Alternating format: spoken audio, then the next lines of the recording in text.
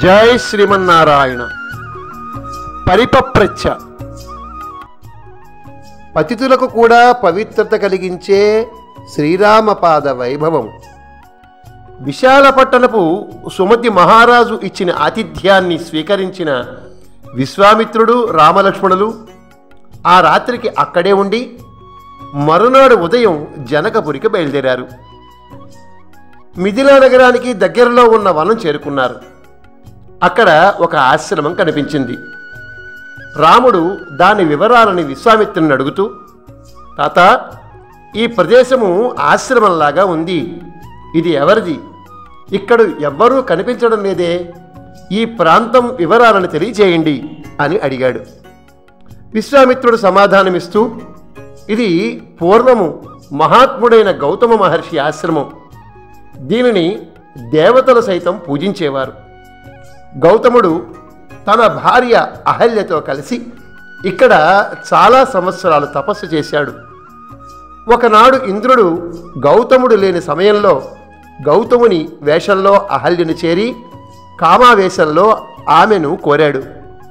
వచ్చినవాడు గౌతముడు కాదని, సాక్షాత్తు సహస్రాక్షుడైన ఇంద్రుడు మారువేషంలో వచ్చాడని అహల్యకు తెలుసు.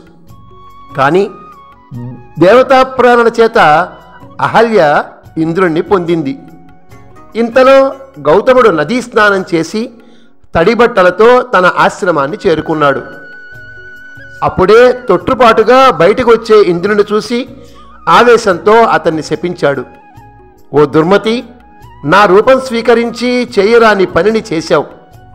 కామపరవశుడవై నీవు చేసిన ఈ పనికి కారణమైన నీ అండము లేకుండా పోవుగాక అని శపించాడు.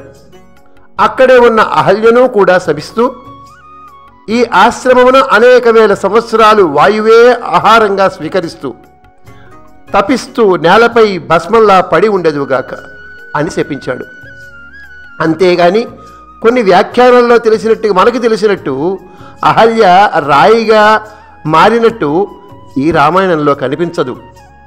గౌతముడు అహల్యతో దశరథపుత్రుడైన శ్రీరాముడు ఏనాడు ఈ వనంలో చేరతాడో ఆనాడు నువ్వు పవిత్రురాలి అవుతావు.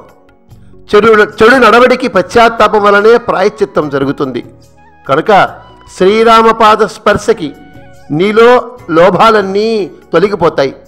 అప్పుడు నీ స్వస్వరూపాన్ని పొంది నన్ను చేరి నాతో ఆనందంగా జీవిస్తావు అని శాప విమోచన ఉపాయాన్ని ఉపదేశించాడు. బుద్ధిపూర్వకంగా చేసిన వ్యభిచారానికి ఎంతటి వారైనా ఫలితం అనుభవించక తప్పదు. శ్రీరామపాద పరాగమే పశ్చాత్తాపము కలిగిన పతితులకు కూడా పవిత్రత కలిగిస్తుంది అని ఈ వృత్తాంతం ద్వారా తెలుస్తోంది. జై శ్రీమన్నారాయణ.